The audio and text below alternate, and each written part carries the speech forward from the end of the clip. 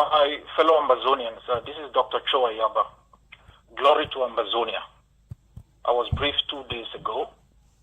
For 5 months, I was cut off from any information. Even when the family made a visit, the police was sitting in. Thank you all for your continuous sacrifices. Thank you for standing firm for our country. Thank you for not yielding to the machinations of spineless profiteers and hijackers who've robbed millions of hope. Glory to our prisoners. Glory to our people. Glory to our forces. I am confident to the heavens. I have faith in the outcome of freedom and independence. Ambazonians, you should never, ever compromise or settle for anything short of full independence from the barbarians. We must never, ever reward the actions of unqualified bullies and murderous captains who docked on our shores 64 years ago. We must never lower our standards as we have done in vain for 64 years to meet those recruited occupation profiteers who for decades after decades earn a living on our pain, dispossession, alienation and humiliation. Let us never forget the warnings of our late Prime Minister Endele. More importantly, we must never forget the sacrifices of our people.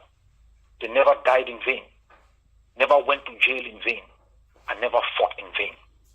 At our lowest moments, when everyone thought we would be dissolved in 2 weeks, none but us spoke for us. It's 8 years now. When they burned 10 villages, 100 villages, 1,000 villages, they thought we will give up.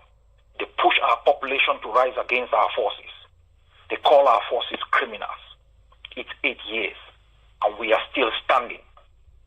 It takes hard work, my people, an enormous sacrifice, perseverance to succeed even in the smallest human endeavors. Sometimes one generation only conceives of an idea that takes 3 other generations to actualize. The mindset to improve on our lot and live a better society than we met must drive everything we do.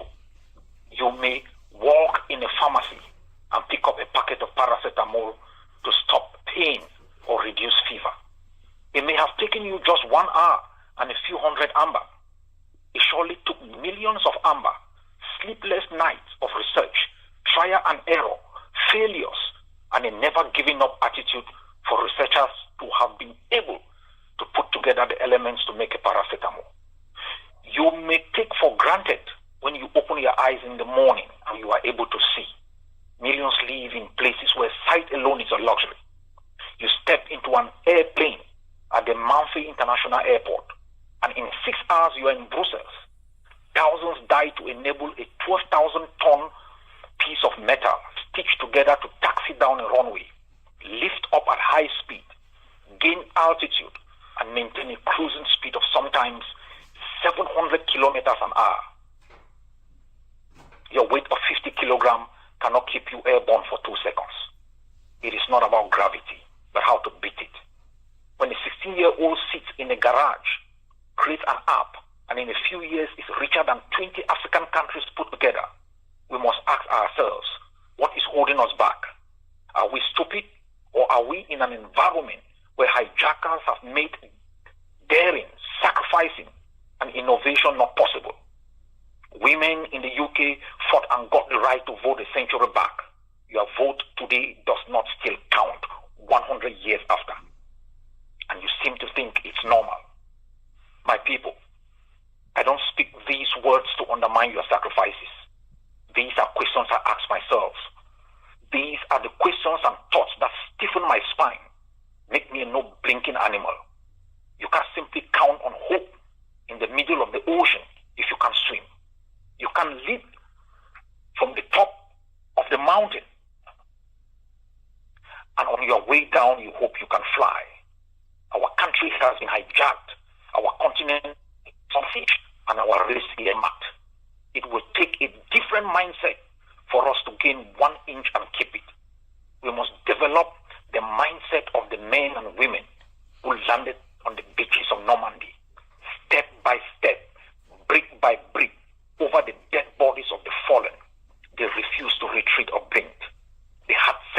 eyes on an enemy whose defeat was necessary for the survival of the human race. They knew it may require their lives, and they did it anyway. When tyrants rule by terror and subdue men and women of honor to surrender, abdicate their responsibility and give up on the assumption that tyranny yields to reason, good faith shows compassion in the face of pain. When diplomats with the abundance of experience and history on their trail appease tyranny and succumb to blackmail as though Chamberlain's lesson is extinct. When profiteers of genocide, aggression, alien rule enable and collaborate with the loot and a system of utter brutality with the hope that our defeat will usher them power, lest they forget Petain and Quisling. I remind all that history is a valuable lesson that has stood the test of time.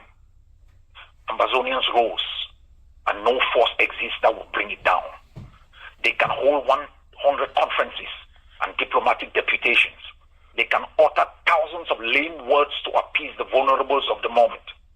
For the first time in our history, something stands between Cameroon and the defeat of Ambazonia. It is what Foncha and Ndele lacked. It is what John Fundi lacked. It is what we lacked in 1995. It is the Ambazonian forces.